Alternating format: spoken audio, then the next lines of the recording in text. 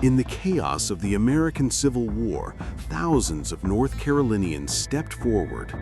Farmers and craftsmen, volunteers and veterans, each carrying his own story into the storm. Today, we uncover the lives behind the uniforms. Private Thomas Jefferson Dunn of the Mecklenburg Boys, Second Lieutenant Needham Lafayette Whitley of the Goldsboro Rifles, and the steadfast sergeants of the Topsail Rifles. Their journeys reveal courage, sacrifice, and the extraordinary humanity woven into the fabric of our nation's past. Private Thomas Jefferson Dunn, Company G, the Mecklenburg Boys, 34th Regiment, NC Troops. Thomas Jefferson Dunn resided in the Western Division of Mecklenburg County as a farmer and wagon maker. He enlisted at Charlotte on September 30th, 1861, in a company known as the Mecklenburg Boys, subsequently Company G, 34th Regiment, NC Troops. The 7 Days Campaign, June 25 to July 1, 1862, was the first fighting for many Confederate units, including the 34th North Carolina. The regiment participated in 4 battles, sustaining more than 230 casualties, including 91 men killed or mortally wounded in action. Dunn suffered a gunshot wound to the leg, either on Mechanicsville on June 26th or at Gaines Mill on June 27th.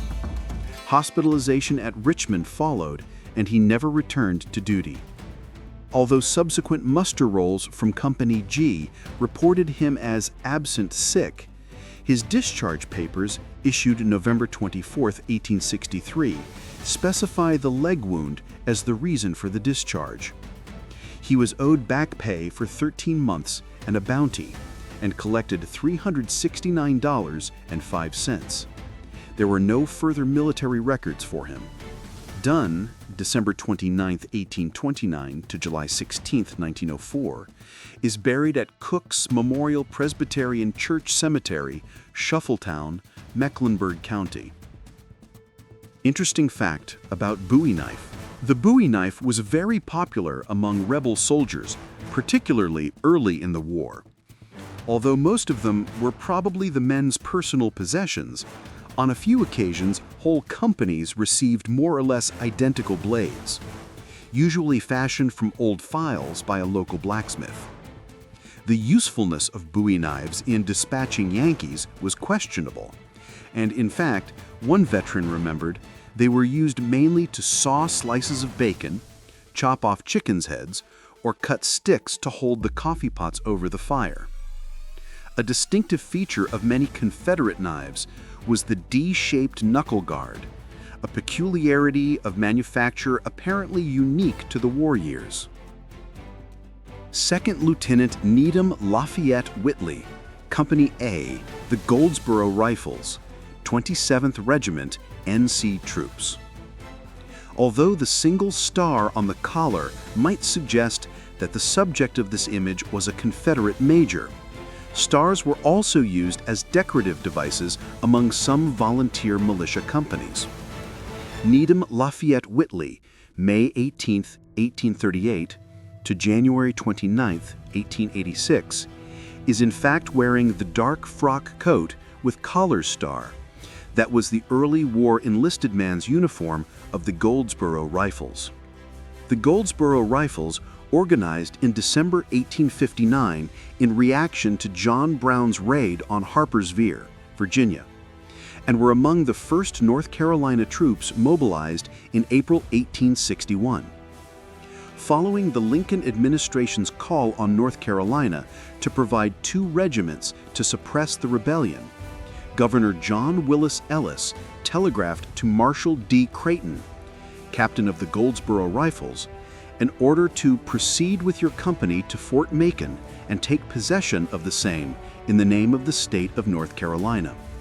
The Rifles arrived the next day and remained a part of the Fort Macon garrison until February 1862, despite being designated Company A, 27th Regiment NC Troops, in September 1861. On February 26th, the Goldsboro Rifles joined the 27th North Carolina at Camp Gatlin in Craven County. Just 15 days later at New Bern, the regiment participated in its first battle, losing 5 men killed in action, 3 wounded, and 16 captured. One of the latter was Whitley, who had been promoted to first corporal in early 1862. He was briefly incarcerated at Fort Columbus, New York Harbor, but was exchanged prior to July 1, 1862. In October 1862, Whitley was promoted to 5th Sergeant. No muster rolls are extant for Company A for the period November 1862 through August 1864. However, various clothing rolls and commutation and pay documents in Whitley's service record files show that he was present through that nearly 2-year period, during which he was also promoted to 2nd Sergeant.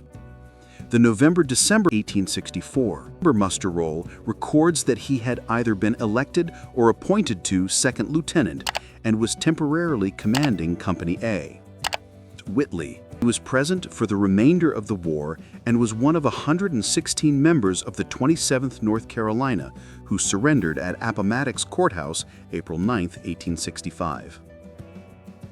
Sergeants Jaconius P. Willis, left, and Thomas Wainwright Lindsay, right, Company H, the Topsail Rifles, 1st Regiment North Carolina Artillery, 10th Regiment North Carolina State Troops.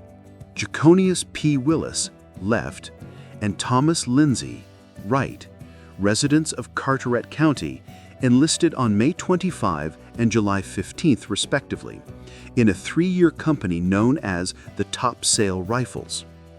The Rifles mustered into service as infantry, and on July 25, 1861, were assigned to the 2nd Regiment NC State Troops as Company C. The Rifles moved to Virginia in late July, but less than a month later were ordered to return to Fort Macon. There the company was converted to heavy artillery and designated Company H to the 10th Regiment NC State Troops.